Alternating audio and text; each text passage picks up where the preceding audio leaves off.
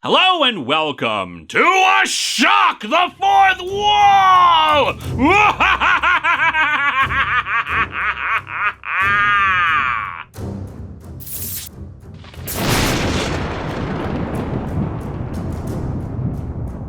October! Autumn, the cold, slow approach of winter as it draws nearer, and the darkness lasts just a little longer. We welcome the night, my friends, and thus it is time for horror stories. Although I suppose you already knew that. We're over a week in, Moarte's been doing his thing, and we had the 666th episode last week.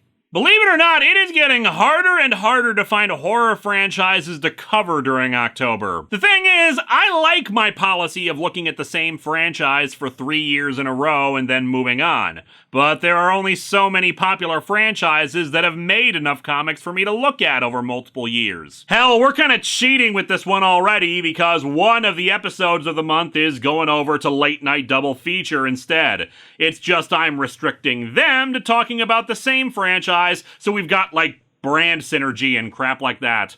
Add on the restriction of having enough material to look at, you then have an additional problem. I have to give a crap about the franchise I'm looking at. For instance, Texas Chainsaw Massacre, I think has enough comic material to cover for 3 years, but I don't really care about Texas Chainsaw Massacre like I do Silent Hill or Nightmare on Elm Street. I'd love to do comics for the Saw franchise, but that has a whopping total of 1 comic book for it. Same for Phantasm. Alien is a possibility, I guess, but to be quite frank, much as I love the franchise, I really feel like a lot of the time it leans more into action sci-fi than straight up horror. But we can worry about the next franchise in a few years. For now, though, let's talk about The Ring.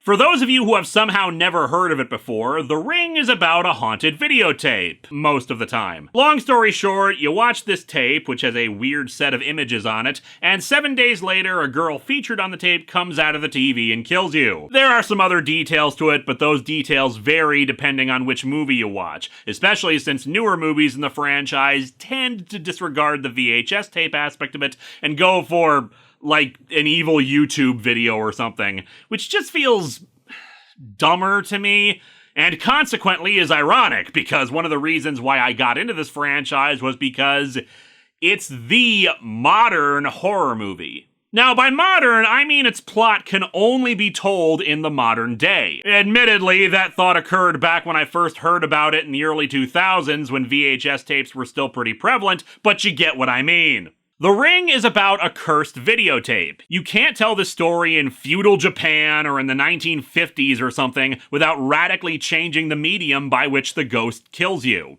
at which point it becomes an entirely different sort of story. Much can be said about Ringu, the original Japanese film, in that it was exploring the changing social and cultural dynamics of then modern Japan. Less of a traditional family structure, a mother who was arguably absent or negligent from her son because of her work, fears about technology, and in particular media, harming children and youth, especially when you've got kids spreading the urban legend about it and daring each other to watch it. Modern technology meeting traditional spirits, and etc. And I don't know, it just seems like with viral videos, what actually gets passed around on social media and the like, and me knowing how things tend to work on YouTube as someone who makes videos for it, the idea of a cursed YouTube video just doesn't work the same way. It feels like if someone told me Keyboard Cat was gonna jump out and kill me. Better yet, here's a 3-hour video essay talking about cursed videos and their deconstruction through various lenses of film theory. Sponsored by Audible! Anyway, the franchise is kind of huge. The movies were based on novels, and I don't want to get into that monstrosity just yet, and the first novel was adapted multiple times. A TV movie, a miniseries, the theatrical movie, adapted again in Korea, sequels potentially along different timelines, the American remake,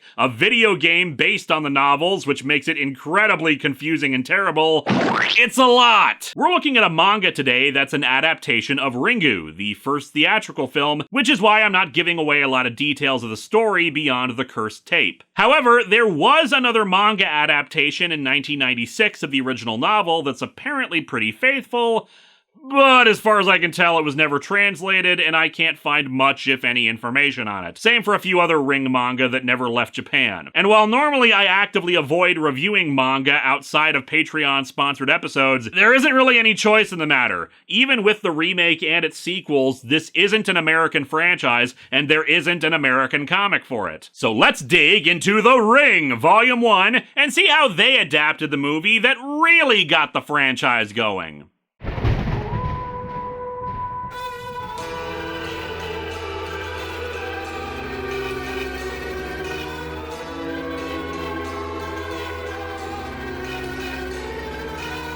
Welcome to Atop the Fourth Wall, where dead comics rise. Linkara's gonna bring you all a Halloween surprise. Monsters from scary stories and adjacent categories. If you step into his laboratory, you won't believe your eyes. Linkara, he is a man, punch, or is he something else? Linkara, for the last few days he hasn't been himself. Linkara, brains, gore, skeletons and guts. Linkara, this comic sucks. Linkara.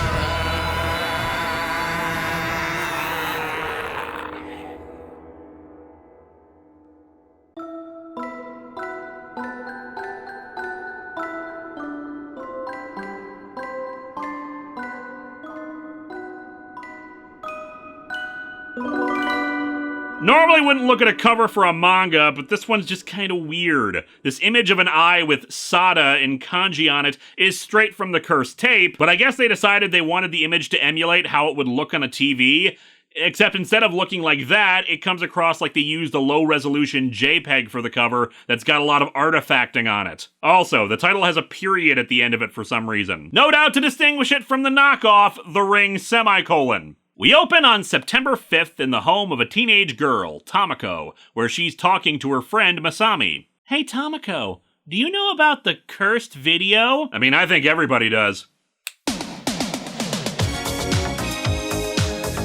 No, of course, it's a rumor going around school. When you see the video, if it says you'll die in 1 week, then they're supposed to really die. If it says that, mind you. I've heard it also sometimes just tries to sell you an extended warranty. So yeah, watch this videotape and you're dead in 7 days. The two girls discuss how the rumor about this tape is floating around school, and Tomoko in particular is worried because she and a group of friends recently stayed at a cabin which just happened to have a weird videotape at it. Hey, what's this video? You're invited to Duelist Kingdom. It's been a week since they watched the tape, and now Tomoko is wondering if it was the cursed video. However, Masami instead latches onto the fact that she was in a cottage with a cute guy. They're interrupted by a phone call, which would be really ominous if this manga had included the detail about how a girl calls you on the phone after you watch the tape to say 7 days and whatnot. But even then, it's just Tomoko's mom letting them know she'll be home late. Masami goes off to the bathroom, and Tomoko is left alone in her room, where the TV seems to suddenly turn on. Oh, the TV. Hey, I didn't turn it on, and I certainly didn't have it on Fox News, jeez. She turns it off, and it flips back on again. She has her back turned to the TV and doesn't want to turn around, but she eventually does, and screams in horror at what she sees. We cut to a few days later, where we meet our main character, Reiko Asakawa. Reiko is a reporter doing an interview with some school kids about the rumor of the cursed video. She's also our first major change from the original book. There, the original main character was a guy named Kazuyuki, who had a wife and infant daughter, and the guy who will be helping him out later was just an old friend, whereas here, Reiko is a single mother divorced from that friend. It's a major improvement from the original novel for a number of reasons, but primarily because of that personal touch that makes them more invested in helping each other, and, again, that changing social dynamic of Japan angle that we get from a divorced family. Anyway, the schoolgirls tell some variations on the idea. that a woman appears after watching the video to say you'll die in 1 week. Another says that it's part of some broadcast that suddenly appears when you're watching TV late at night. It's important to remember the time period the novel came from and why this was totally believable that there would be weird broadcasts late at night like that. Recall that this was still during a time when plenty of TV stations would actually go off the air at a certain time. They didn't have stuff playing at 1 a.m. or something, because why would they? And sometimes people could buy up airtime at those unusual hours. It's one of the reasons why analog horror on YouTube tends to replicate visual styles and presentations from the 70s, 80s, and 90s. Anyway, Reiko asks if anyone actually has died from the cursed video, and indeed, they pass on the rumor about a group of kids who watched it and died a week later in a car crash, as reported in the newspaper. Back at her paper's offices, she talks with her assistant about other urban legends and ghosts, like one about a pop singer who committed suicide while singing on TV. The thing to understand about Japan is that it is lousy with ghost stories, urban legends about them that are all over the place, from popular ones to lesser known ones, to various types of ghosts ranging from stuff like the Ring Girl, a vengeful spirit called an Onryo, to the Suku Mugami, which are just everyday objects possessed by spirits. That's why Pokemon has stuff like Klefki or Garbodor. The mundane possessed by spirits is not a weird concept for Japan. Do you remember where that split-mouth woman originated? No. The split-mouth woman's a totally different Onryo with her own movie series, Carved. Consequently, China has a bunch of rip-off movies featuring various J-horror ghosts that fight each other, and yet somehow the split-mouth woman has never fought the Ring Girl. She did fight herself, though, which is even weirder. Reiko says that what seems to get a rumor like these started is the memory of some horrifying death. Man, where are the urban legends based around the Marvel Transformers deaths? They've traced a lot of the Cursed Videotape stuff over to the Izu region, but they have to stop for the moment since Reiko has to go attend the funeral for Tomoko from the start. She was Tomoko's aunt. She also thinks about how she tends to keep her son Yoichi waiting all the time, to the point where he makes his own food and helps get her clothes ready for stuff like the funeral. Yoichi's eyes look so sad all the time. Yeah, but I'm pretty sure that's more on the artist than anything, Reiko. I've seen shoujo anime with smaller eyes than in this book. Anyway, she gets her assistant, Okazaki, to get some more info on the car crash that got mentioned to her by the students. Later, as she and Yoichi get ready for the funeral, the kid asks why Tomoko died. I don't know. The doctor has to tell us. Some bad illness, I think. Something called Youngblood's disease? I had never heard of it. Reiko points out that this must be hitting Yoichi hard because he used to play with her a lot, and he asks her about the concept of someone dying so young. She tries to reassure him that it's very rare, but not to bring that up at the funeral and all. I wish this had been gone into a bit more. It ties into an idea I have about what I feel the franchise should be about, but that's something we can talk about another time. All I'll say here is that, yeesh, that is not the facial expression of a concerned mother trying to help her young son through a difficult time, but someone making a goofy, cross-eyed expression to try to make him laugh. Anyway, at the funeral, Reiko talks with her aunt about the death, and how no one is quite certain how it happened. Whatever she died from, it seems like she pulled out her hair in a frenzy because they found hair under her nails. And she also looked like this, which is definitely better than how the movie handled it. How did the movie handle its death scenes? Well, basically they... Oh my god! This is my cat right here! Yeah, major points to the American version for the messed up, twisted faces instead. The funeral's being held at Tomoko's house, and Yoichi seems to see someone going up the stairs. He follows, but Reiko finds him and takes him back down. She then gets a phone call from Okazaki, who reports that those who died in the car crash were from the same school Tomoko went to. Finding some of her classmates at the funeral, she asks them about the car accident, and they confirm that everyone who has died watched a videotape a week before. They, along with Tomoko and another boy who died in his home, all died exactly 1 week from watching it. Masami, the girl who had been with Tomoko, was the one to find the body, and she's now in a hospital for supposedly going mad. We're not going anywhere near a TV anymore. Good for you, kid! Time to teach you about the wonders of internet content creators!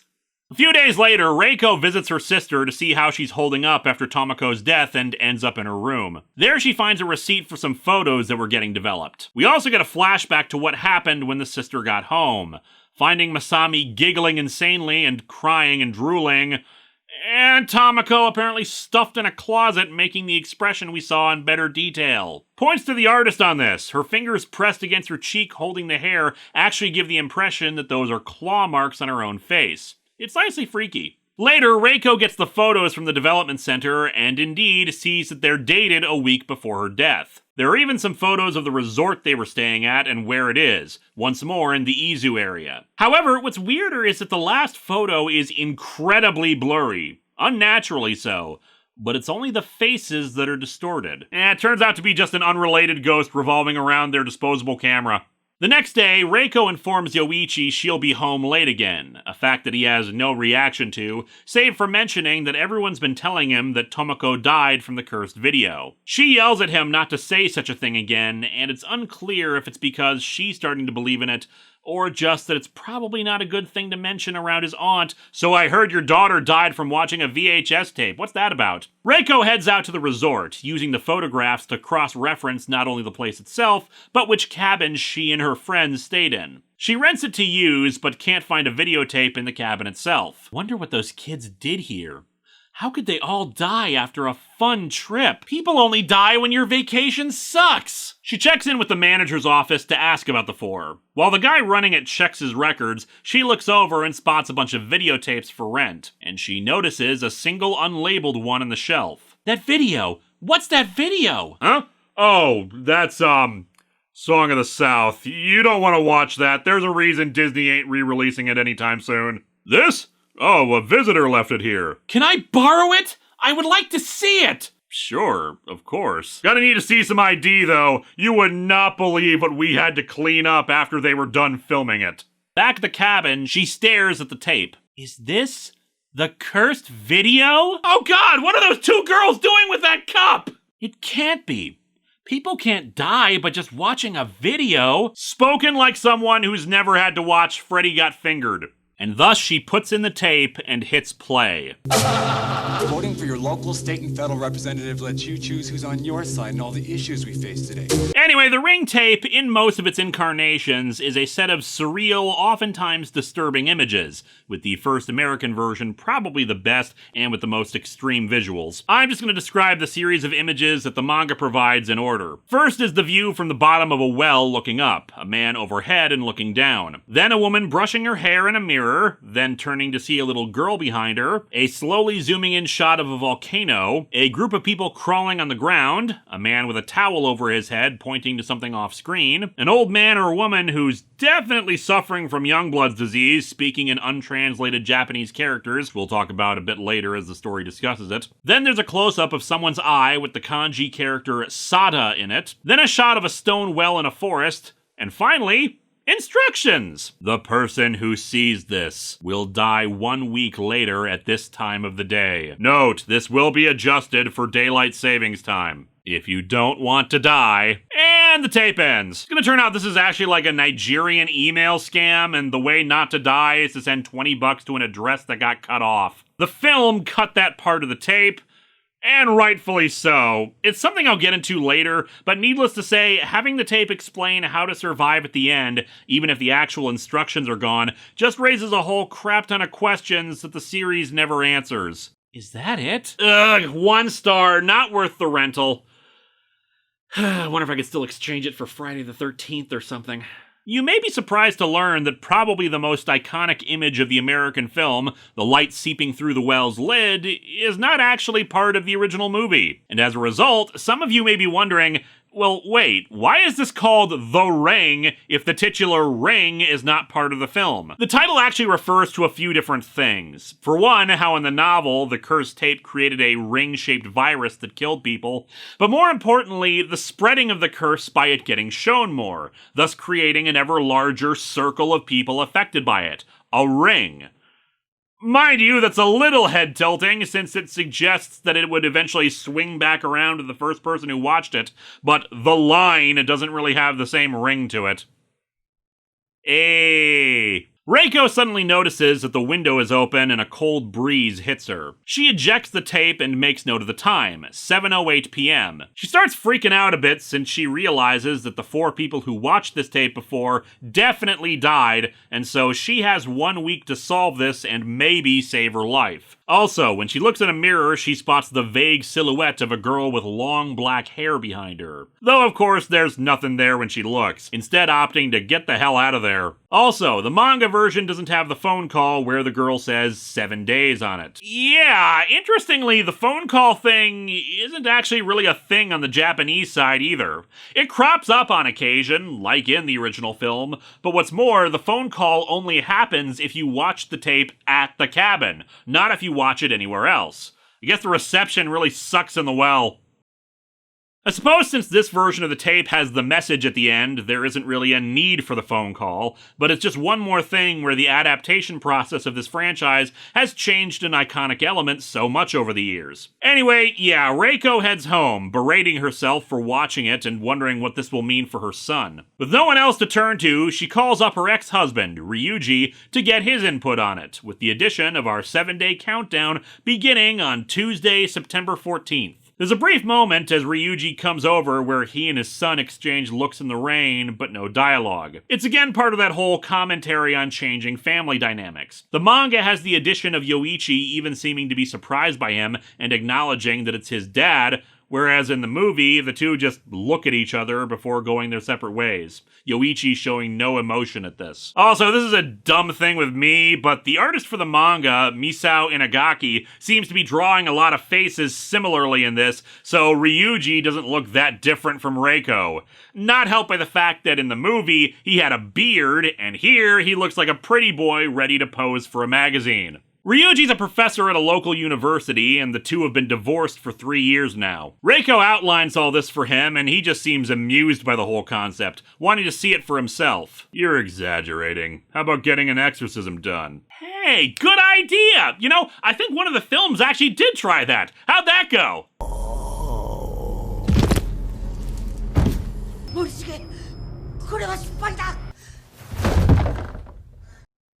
Okay, gonna put that in the maybe pile. To try to prove her point, she has him take some Polaroids of her, and all the photos turn out blurry like the one from Tomoko. Listen, I'm the type of guy who wants to see everything there is in the world. I wouldn't flip out just by watching a video. He changed his opinion on that when he finally watched Cats. She gives him the tape, thinking to herself that Ryuji will be fine. I'm dealing with an unknown demon. Ryuji will probably remain calm after he watches this video. He's that kind of man. Oh Jesus, what the hell? What the hell? Oh my god, I'm gonna die! What is with that person's eyes? Why would you show this to me? And indeed, Ryuji watches the tape and he's gung-ho to learn more, asking Reiko to make a copy of it for him. This game's thrilling because we're betting our lives on it. That sounds like a really crappy game with no continues or checkpoints, dude, but what do I know? He laughs off the idea he'll die from this, but he's in it to win it regardless, and suggests some places to start looking. Someone had to have made this tape, so figure out who it was and for what reason. Look into who else stayed at the cabin, who could have brought the tape there. Reiko suggests it might have been some pirate broadcast someone recorded while there. Man, just imagine if you ended up dying because of the friggin' Max Headroom signal hijacking. They'll also investigate any clues from the video itself. The man looking down the well, the woman in the mirror, the volcano, etc. And there's the old person, confirmed as an old woman, which Ryuji says is saying a certain dialect, which might explain why they decided to keep it in Japanese letters. I asked Mars Girl to translate it, and we'll talk about that when we get to what the manga says it means. Anyway, he says he knows a specialist on dialects at his university who might know. That kanji character on that eye says Sada. Wonder what that means. Yeah, I'd kind of like to know what that means too. Yes, I know who it's referring to, but why just Sada on the eye? And why is it written like that on said eye? It's just kind of a weird bit of abstraction that's never really explained. Whoever made this isn't normal. Without a tremendous amount of evil energy, this kind of complex prank can't be done. Ryuji, you teach college kids. Don't tell me you've never met a bunch of bored students with way too much free time on their hands and a video camera on their desk. After she has dinner with Yoichi and wonders what'll happen to him if she dies, we cut to day 2, Wednesday, September 15th. Reiko's research starts getting results. She identifies the volcano as Mount Mihara and finds out about a family that stayed at the cabin the day before Tomoko and her friends did. Their eldest son wanted to record a show that he usually watches in Tokyo and brought a blank tape with them to watch. He left it in the VCR to record the show and went outside to play, but the channel number was different from the one in Tokyo. Instead, he ended up recording an empty channel. The kid completely forgot about the tape and left it there, allowing Tomoko and her friends to view it. She contacts the Airwave Control Authority, but there's no evidence of any unauthorized broadcasts in that area, and yet the images still appeared on the screen. And thus we move to day 3, Thursday, September 16th. Reiko contacts Ryuji to see what progress he's made. Oh, were you asleep? It's already noon. Yeah, I drank too much yesterday. Student said it was my best lecture I'd ever given though, so clearly I was doing something right. She heads over to his place and they compare notes about what they found. In Ryuji's case, the dialect comes from Izu Oshima. It means, too much water play and the monster will come. You're giving birth next year. Well, sort of. Like I said, I asked Mars Girl about translating this, and she couldn't find any mention of water in that dialogue at all, but that's basically it. Apparently, its more literal translation is, if you keep doing Shomon, Bokon will come. Although there doesn't seem to be a translation for either Shomon or Bokon that I could find. They'll say later that Shomon means water play and Bokon monster, but I couldn't find any confirmation for translation of those words. A frequent mistranslation of the first part, that was also in the film version I originally watched, is the rhyme, frolic and brine, goblins be thine. And I don't know which is weirder, the one that says if we frolic in salty water, we're goblins, or the one that says monsters will be coming if we spend too much time in the water park.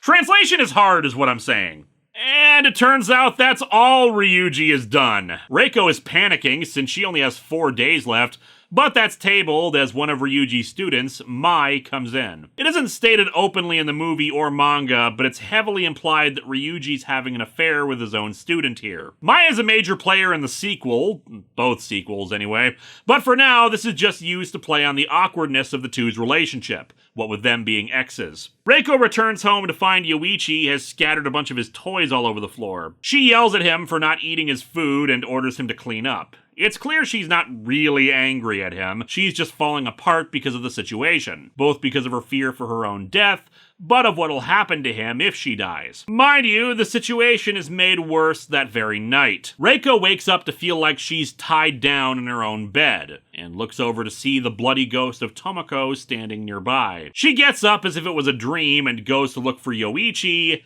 discovering him just finishing up watching the cursed tape. Well, Reiko, at least you can take comfort in knowing he wasn't watching an R-rated movie, am I right? She's horrified by this revelation and wants to know why the hell he'd watch the random blank videotape. Tomoko told me to watch. Well, that settles that then. You are not hanging out with that dead girl anymore, young man. She's a bad influence on you. We move on to day 4, Friday, September 17th. With Yoichi now infected with the curse, Ryuji is actually pretty determined now to solve this no matter what. He suspects that Tomoko's ghost is now under the control of the caster of the curse, a concept that isn't really utilized later on, but feels like it should be, the curse controlling other ghosts. Ryuji takes Reiko to the memorial house of Tetsuzo Miura, a man who tried to catalog and research as much supernatural phenomena as he could before his death. The current curator of the place shows them around, and thanks to referrals from Ryuji's university, he's allowed in to see the records of the people who experienced supernatural stuff. I've heard that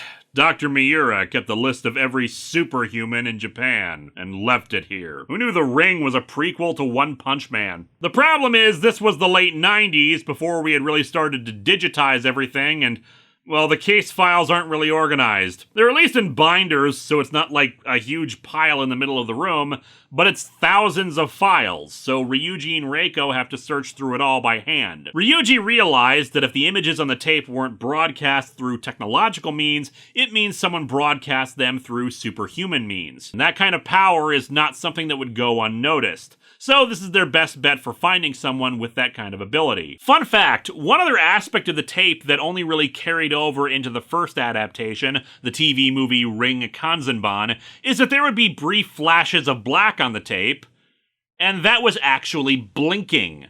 The images on the tape were from someone's own eyes. Thankfully, they have some details to help narrow the search. Someone in Izu Oshima, a woman, because the old lady on the tape said you're giving birth next year, and any other abilities that might connect. Hours and hours later, Ryuji finally finds someone that checks all the boxes, in particular the Sada kanji in the eye, Sadako Yamamura. That brings us to day 5, Saturday, September 18th. Because of the increasing likelihood of her death, and just the need to focus exclusively on solving this, Reiko drops Yoichi off with her father to take care of him. She makes sure to spend some time with him too, since it's entirely likely this is the last time she'll see him. And as they frolic in a nearby river, Reiko is worried.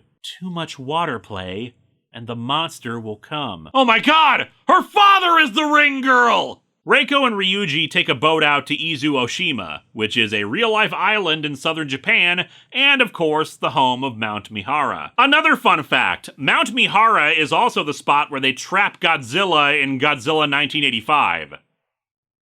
And now I just want Godzilla versus the Ring! The original manga must have been split into 2 parts, because at 155 pages in, we suddenly have a weird splash page with a bloody hand grasping a cloth, and water play, it will never end, written on it before returning to the boat with another caption for the date, even though it had already been established. In addition, there's some brief recap of what we've already seen so far concerning the tape and all. Anyway, the trip is fine, if time-consuming, but they are a little worried because a typhoon is supposed to be approaching soon. We get some character development for Reiko, who laments that this is all her fault, the 3 of them are cursed. She could have just left well enough alone, and the tape may never have been watched ever again after the 4 teens died. Ryuji reassures her that's not the case, especially in light of the rumor about the cursed tape anyway. I don't think there's any one person who started it. Rumors usually started to spread when everyone thinks of the same thing. So all the kids were already thinking of an evil videotape that killed you in 7 days? Reiko asks Ryuji to stay with her when she dies in case they fail. Once at the island, they meet with the local correspondent for Reiko's news agency. Good news! It's a small village, so he was able to find the home of Sadako pretty quickly.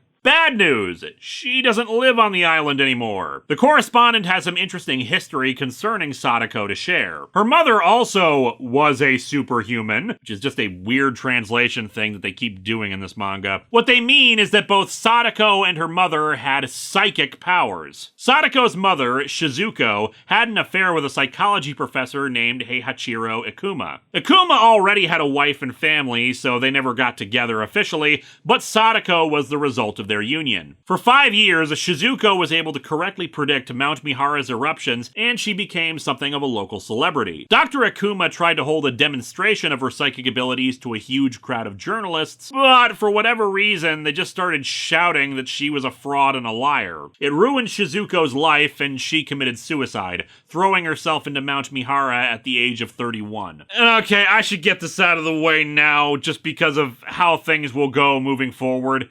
In Japan, the Ring series is less about the cursed video and more just about psychic powers.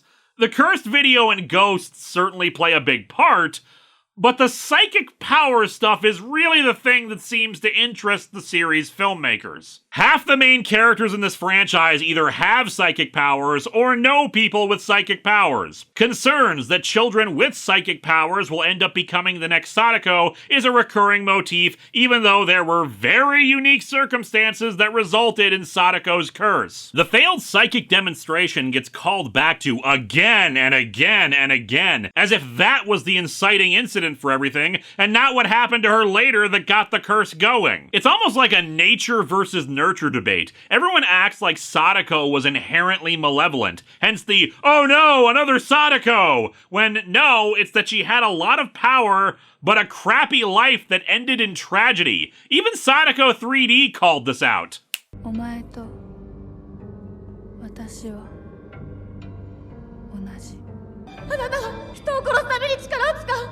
私は人のためにこの力使うの。 The story is 40 years old, but the way journalists affect people hasn't changed. Looking at you, Reiko. How many psychics have you driven to suicide this month? Minor change here, might be a thing from the original book versus the film, since the manga seems to be just as much an adaptation of the book as much as the film. But in the movie, Shizuko had a brother who still lives in the Yamamura house, but here it's Shizuko's cousin. They fulfill basically the same role, but I think it was a good change to make it a brother. It makes the tragedy and guilt of what happened that much more painful. They head to the Yamamura house, which is now basically a bed and breakfast for tourism on the island. So Reiko and Ryuji are able to rent some rooms. Once inside the house, they spot the mirror that was in the videotape, suspecting that the woman brushing her hair in it was Shizuko and the little girl Sadako. Mr. Yamamura shows up and they ask him about Shizuko, but he refuses to say anything. That night, we get some more character development scenes between our leads, and unfortunately, it's also something of a mistake, making Ryuji come across as kind of a heartless douchebag. Reiko is starting to panic because it seems like they've hit a dead end and is worried about Yoichi,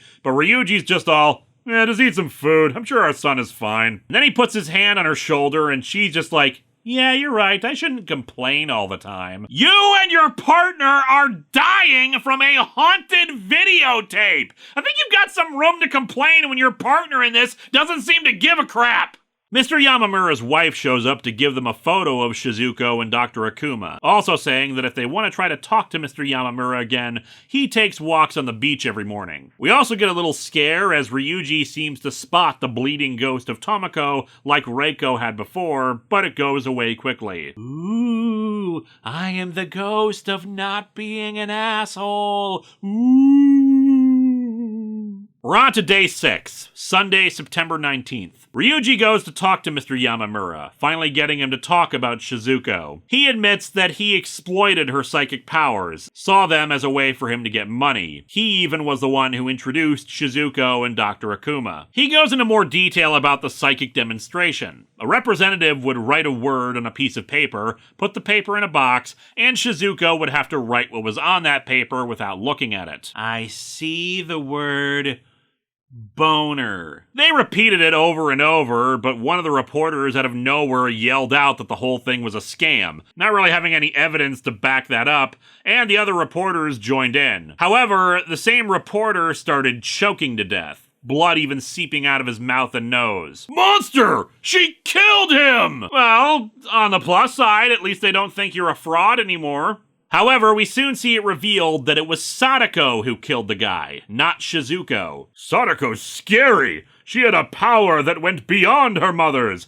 An extraordinary power! The power of bleach! Dr. Akuma had a nervous breakdown and entered a sanatorium and, well, Shizuko's suicide and all. Mr. Yamamura doesn't know anything else about Sadako, simply suggesting that they stay away from her. With no other leads, they decide to head to the sanatorium, though they hit another snag. The typhoon that's coming is going to prevent the boats from leaving the island until the next day, which would potentially push them too far past Reiko's deadline. She starts panicking as Ryuji tries to arrange transport via a fishing boat, but it's unlikely any fisherman would brave it. However, Mr. Yamamura offers to do it. You're cursed by Sadako, aren't you? You know, they make a cream for that now. Like I said, this is a lot stronger in the film with the brother connection between him and Shizuko. His offer to take them is out of a sense of guilt over what happened to her and his part in it all. Still, we get the last remaining bits of character stuff for Reiko, who thinks about how she doesn't want to die with any regrets. She feels at peace, at least, knowing that she's with Ryuji. This aspect of the story, Reiko's gradual breakdown from the knowledge of her impending death,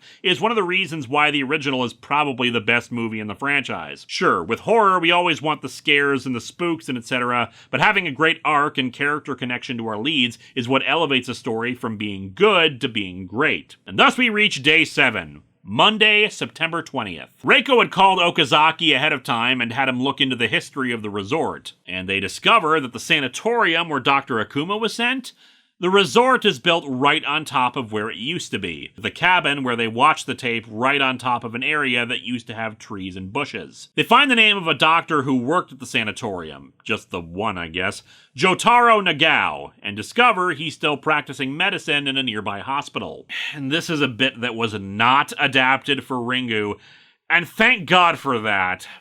I'm not always the best about this, but I do try, so content warning for what's coming up here: sexual assault. They arrive at the hospital and encounter a very uncooperative nurse who keeps demanding to know why they want to talk to Dr. Nagao, but neither apparently can just say, it's a personal matter, or I'm a reporter and there's something we need to consult with him on. Finally, the doctor comes out, and they recognize him. He's an older version of the man who could be seen looking down the well on the tape. Ha ha ha ha! That's why games are fun. Didn't expect to see you here. Ha ha ha ha! Your ex-wife is dying, jackass! Stop treating this like a freaking game!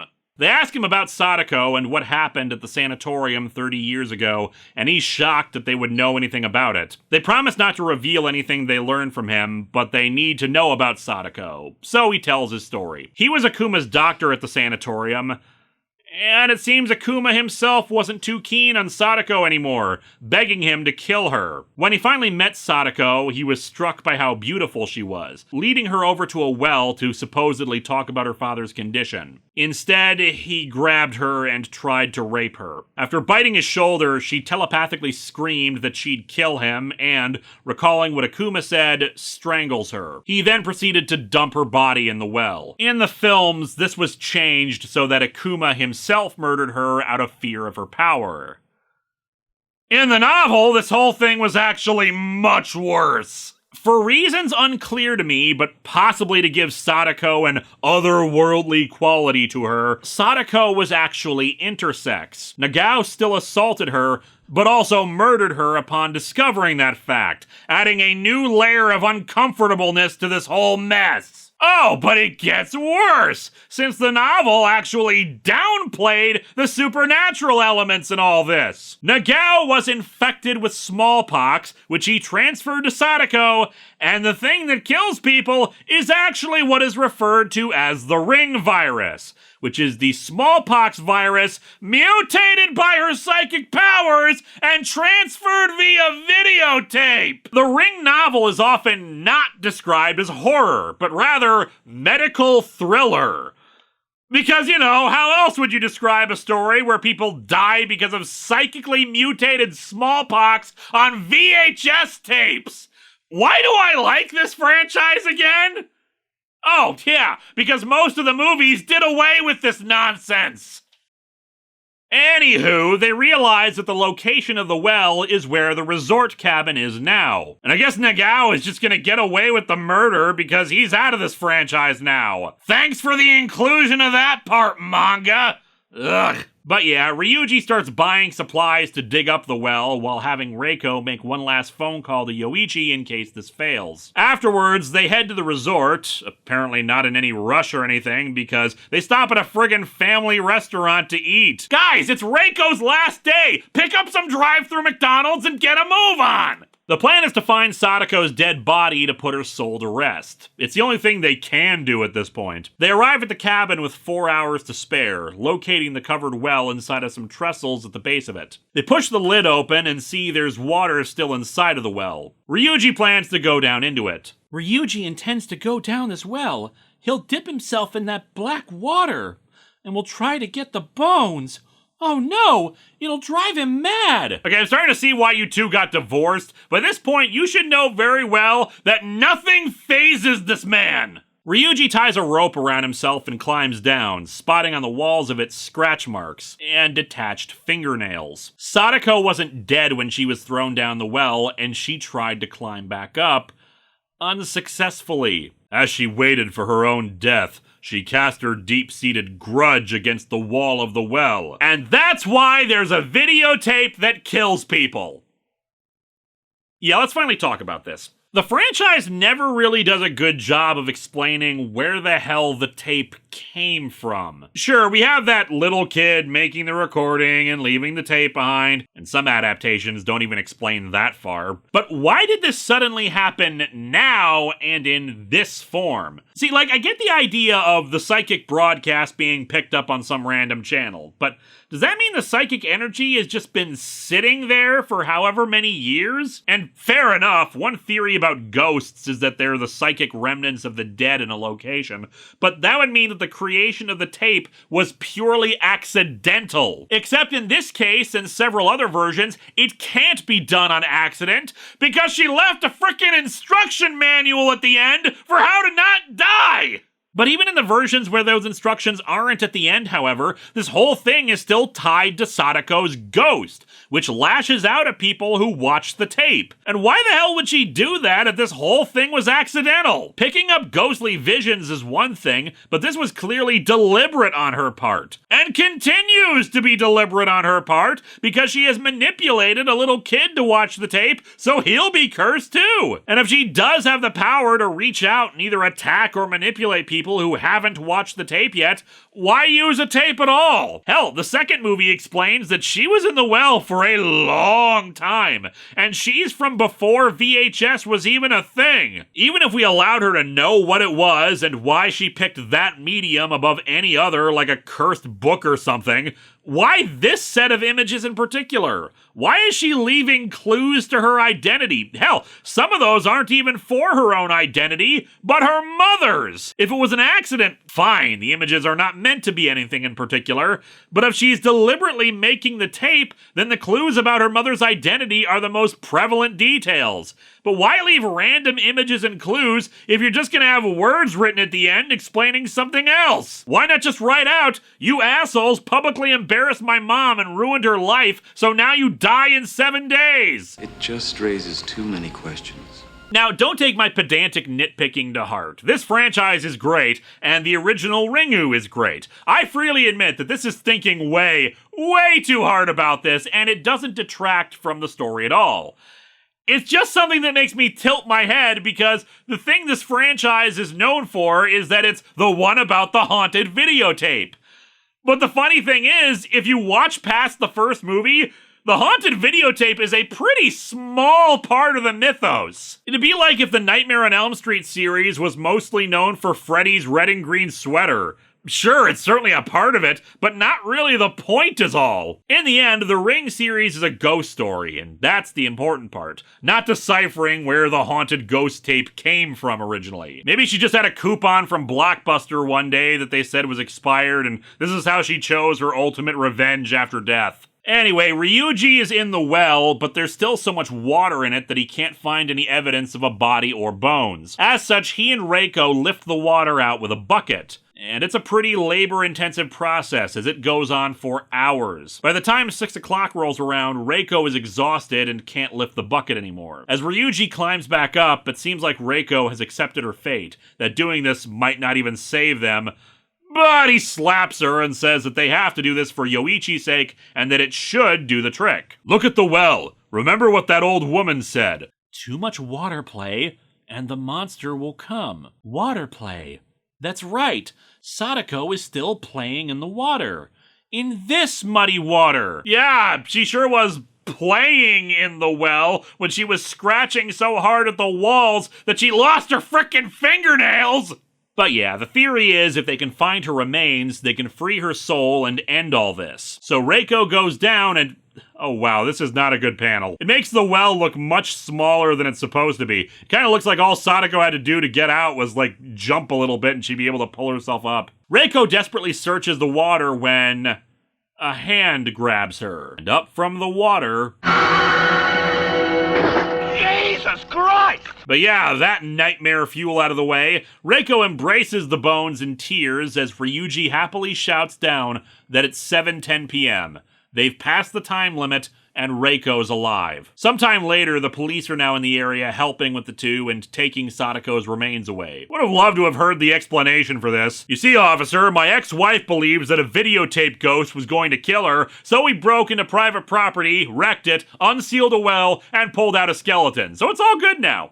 Sadako wanted to be found for a long time. Yeah. I've had enough of this. I'll take you home. This game was boring. I'm gonna take you home and play Sonic 2. The next day, Reiko's feeling pretty good about everything. She's gonna go and get Yoichi, Sadako will get a proper burial, and hey, maybe her and her ex are closer now. Come to think of it, kind of a low body count and not much horror in this horror story. And wait, how are there sequels if everything's wrapped up? Ryuji is working on a research paper for his university, making me wonder if they gave him time off for all this, when all of a sudden his TV turns on. The image on the screen, that of the well, and soon, Sadako climbs out of that well. Wait, does that mean she could have left the well this entire time? Whose skeleton did they find? Much to Ryuji's confusion and panic, Sadako advances at the camera and crawls out of the TV in one of the most iconic horror moments ever. Almost every Ring movie has their own variation on it, and Ringu's is definitely up there. And the funniest part is that it is completely movie invented. In the novel, you just died of a heart attack because, again, it's not a ghost story. The manga's is pretty good. The slow approach of Sadako to the TV over a few pages, then her head clearly outside the bounds of the screen, then a wider shot showing her arm and hair outside of it, and finally a splash page where she's on the ground. They hold the suspense of this superbly. Kudos to this book. This is also where we get a difference between the American and the Japanese versions of this. I'll leave the breakdown of the American version over to Late Night Double Feature when they talk about the American films, but in Japan, the big recurring thing is Sadako's eye, turned downwards at her victim to the point where it almost seems like it's rolling into the back of her skull. It's creepy and effective as hell. Reiko soon gets word of Ryuji's death and she rushes over to the apartment. Mai is there, having been the one who discovered his body. Naturally, Reiko is confused as all hell that Sadako killed him when they found the body and all, and she's fine. Reiko decides to head back to her place to try to figure this out. Miss Asakawa, I think you've got the wrong idea about the professor and me. For the record, we were just screwing like horny rabbits. There was no serious relationship between us at all. Not sure why they felt the need to include this. Maybe to make the loss of Ryuji even more tragic because he could have gotten back together with Reiko. Whatever, she goes back to her place to try to figure out why he died. And she sees a vision of the guy from the tape who had a towel on his head and pointing, implying that this version of him is the ghost of Ryuji. You still haven't cleaned this stain. It's been like 2 years. He's actually pointing at her bag. Inside of the bag is a copy of the tape. What? What does this mean? Something I did, but you didn't do. That's the way to remove the curse? Of course! I have to bring Yoichi to the well to find another Sadako skeleton! She ejects the other copy of the cursed tape from her VCR, and she realizes what it was. I made the copy, and I showed it. Media piracy saves lives! And yep, as she drives towards her father's house to get Yoichi, we get a narration of what was supposed to be at the end of the tape. The way to survive is to make a copy of the tape and show it to someone else. And this is a bit of a plot hole in the film and the manga unless the order of events doesn't actually matter. Reiko showed Ryuji the tape before she made a copy of it. I would assume you're supposed to show the copy of the tape to the person and give them the copy so the cycle can continue. Hence, the ring. Otherwise, the best you could argue is that the copy was watched by Yoichi, but that doesn't make sense because she didn't show the tape to him. Either Sadako or Tomoko did so, or at least he watched just by deciding to do so, not because it was shown to him by Reiko. So it's possible that you need to show it to someone and make a copy of the tape, and it doesn't actually matter when you do so, as long as both are done within the 7-day time limit. But it seems like that'd be counter to the spirit of the curse. And so our manga ends with her calling up her father on a cell phone to ask him if he'll watch a video for Yoichi. The manga is overall pretty good, especially as an adaptation of the film, but there are some little things about it that keep it from being great. For instance, there is a lot of padding. Stretching out Sadako's emergence from the TV is good. Stretching out conversations that serve no purpose or go nowhere, like with Mai at the end, are bad. Did anyone even remember the idea of Ryuji possibly sleeping with his student by this point? And while it's a good character arc for Reiko to be gradually breaking down as she gets closer to the deadline,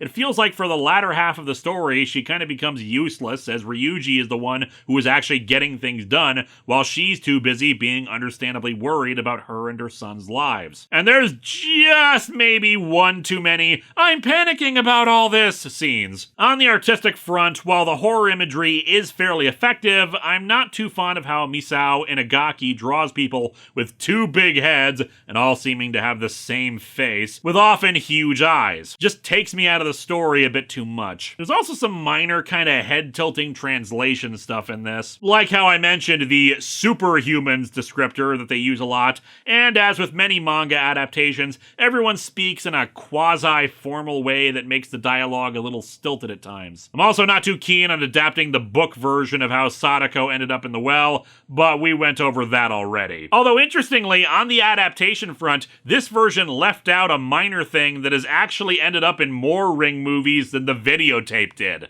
There's a scene in Ringu where Reiko has a vision of the psychic demonstration almost as if she's there, to the point where Sadako grabs her arm and leaves a burn or bruise or some kind of mark on her from where she grabbed her. This mark has actually become a recurring thing in the franchise, almost like the idea of Sadako has a hold of you, even though it often doesn't make sense for that mark to be there because there are no visions where Sadako grabs them. But yeah, overall, this manga was pretty good. There are just some things that keep it from being more than that. Next time, we continue with what I suppose could be considered the canonical sequel to Ringu, at least as far as the movies are concerned, with Volume 2, and see how things went for Reiko, Yoichi, Mai, and Sadako herself.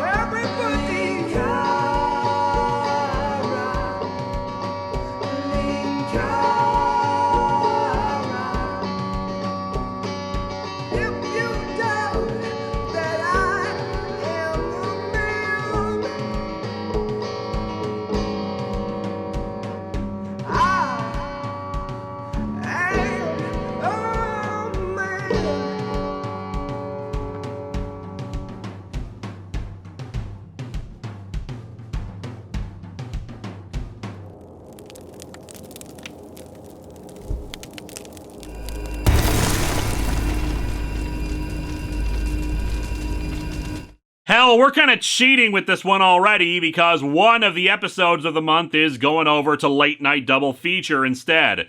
It's just I'm restricting them to talking about the same franchise, so we've got, like, brand synergy and crap like that. Hey, I don't mind, just means I get to talk about some more movies and maybe get a cash return of my own. And yet you rent my space to do it. Gotta spend money to make money. If you really wanted to make some money, you should have filmed it over here for the rest of your show. My children love it! They really didn't. At least it's better than filming on that idiot's set. Go to hell, Baba Dork. Been there, done that, sold glow-in-the-dark t-shirts. And how come you're okay with him using your set? You got all pissy when Linksano did. Because he was using my long box and my show name. It's different. Besides, this guy actually talks about horror all the time, unlike some people I could name. Why, thank you, strange makeup person. It's not makeup.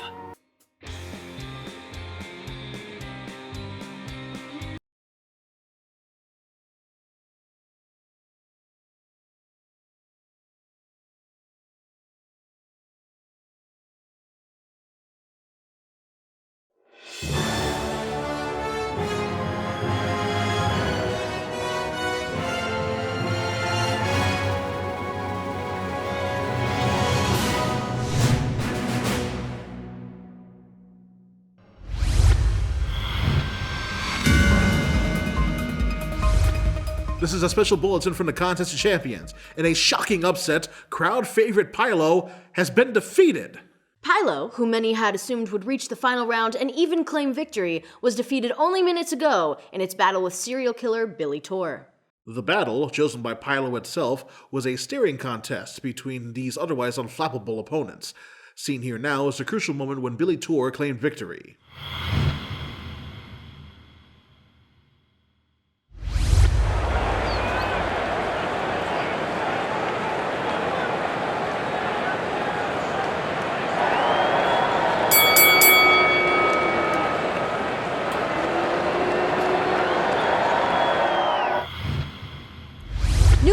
Pylo's defeat has sent the betting boards of Algar into chaos. The betting boards have been successfully predicting the winner of the contest for the last 10 contests, but this latest upset has caused the bettors to scramble to locate a new assumed winner.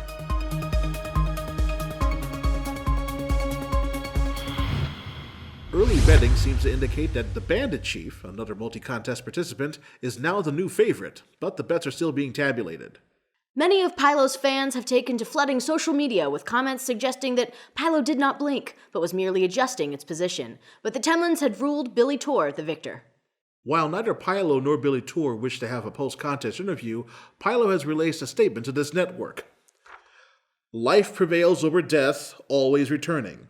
I have witnessed the changing of the seasons many times now, with life seemingly dying out, but it always returns. And like that life, I shall be back again. With Billy Tor's victory, round 3 of the 1049th Contest of Champions draws to a close, bringing us to our 4 champions who will participate in the semifinals.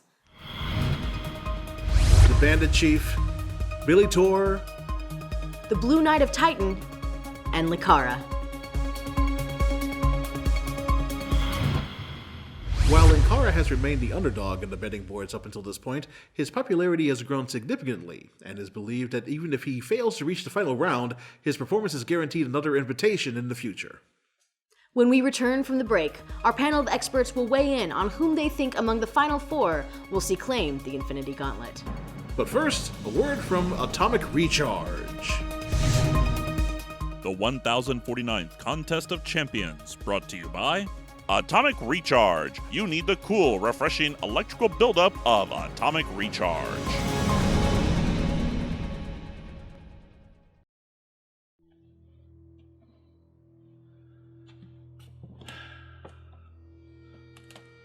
All right, bring him in. So, you're Billy Tor, huh?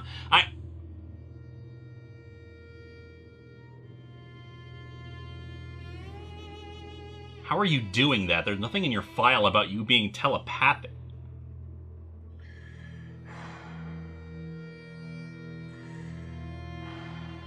Fine. Choose your contest.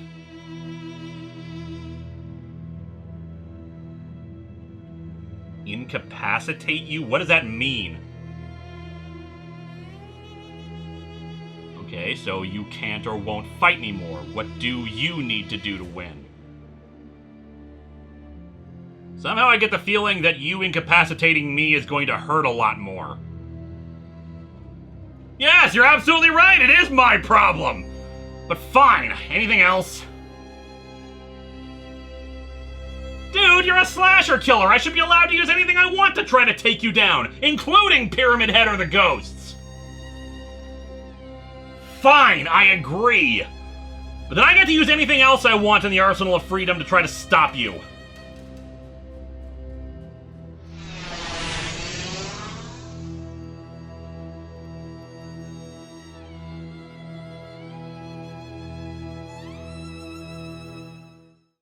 Hello my friends, please take a moment to like this video, subscribe to the channel, and click the bell for notifications on new video releases. If you'd like to support future videos, you can check out my Patreon or purchase a t-shirt via Teespring or Shark Robot. Thanks for watching!